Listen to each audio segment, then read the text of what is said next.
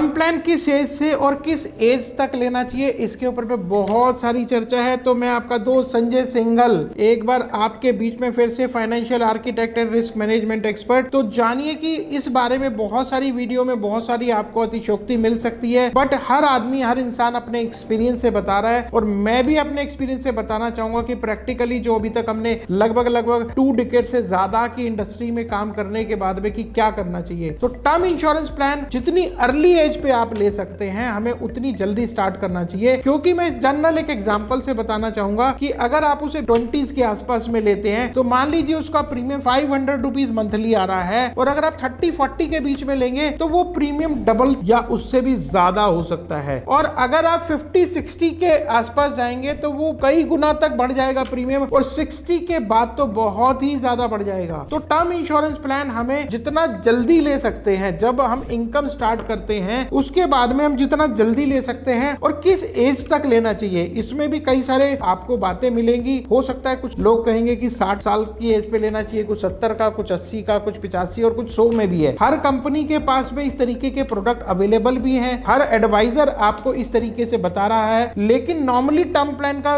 एक थीम होता है कि आपका इनकम रिप्लेसमेंट पहला स्टेप होता है। इनकम रिप्लेसमेंट का तो जब तक आपकी इनकम आनी है 60 साल, 65 साल, 70 साल तक अगर आप अर्न कर रहे हैं तो उस एज तक का टर्म प्लान लेना चाहिए आपको। बिल्कुल ठीक है दोस्तों, उस एज तक का लेना चाहिए। लेकिन कभी कभी क्या होता है कि आपकी मैरिज लेट हुई, बच्चों की मैरिज लेट हुई, तो आपकी डिपेंडेंसी लेट तक बनी हुई है, या कुछ इस तरीके की लायबिलिटीज क्रिएट हो गई है लाइफ में कि जो आपको फ्यूचर में आपके ऊपर में है, जो आपकी फैमिली को डेंट ना करे, तो भी हायर एज तक लेना एक जरूरी बात है। इसके अलावा भी कुछ चीजें ऐसी होती हैं जिसकी वजह से हम डिसाइड करते हैं कि हम 80 और 85 तक क्यों जाएं। जैसे कि आपने देखा होगा कि नॉर्मली आपके स्पाउस मेल फीमेल में नॉर्मली क्या होता है कि जब मैरिज होती है मेल फीमेल की एज में 2-4 साल का फर्क होता है, और फीमेल की लाइफ एक्सपेक्टेंसी थोड़ी सी ज्यादा होती है। तो वो जब आपके साथ कुछ मिसहैपनिंग होती है तो उसके 5-7 साल बाद तक भी उन्हें सर्वाइव करना होता है। तो उस सर्वाइवल के लिए वो एक इज्जत के साथ अपना जीवन गुजार सके और अपने एक्सपेंसेस खुद उठा सके, तो उसके लिए भी हायर एज का इंश्योरेंस लेने की जरूरत है। और भी एक रीजन मैं आपको बताना चाहूंगा कि मान लीजिए कोई 60 से 70 साल का है, तो उसकी डेथ की प्रोबेबिलिटी कितनी होगी। जो 70 से 80 का है उसकी डेथ की प्रोबेबिलिटी कितनी होगी, जो 80 से 85 का है उसकी डेथ की प्रोबेबिलिटी कितनी होगी। कभी कभी हमने 60 साल तक का इंश्योरेंस लिया और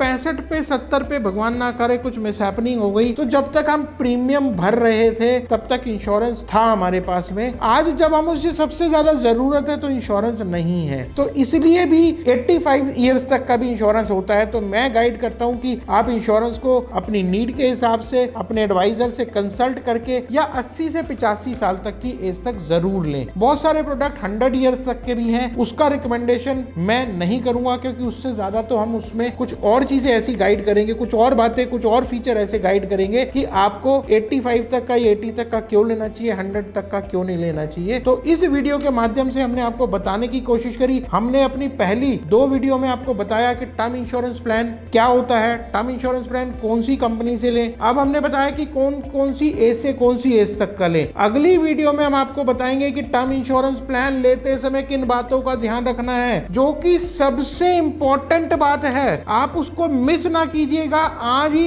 इस चैनल को सब्सक्राइब कीजिए, जिससे कि अगली वीडियो का लिंक और बेल आइकन जरूर प्रेस कीजिए, अगली वीडियो का लिंक आपके पास पहुंचे और आप खुद भी बेनिफिट उठा सके और अपने नियरेस्ट डियर्स वन को भी बता सके। धन्यवाद।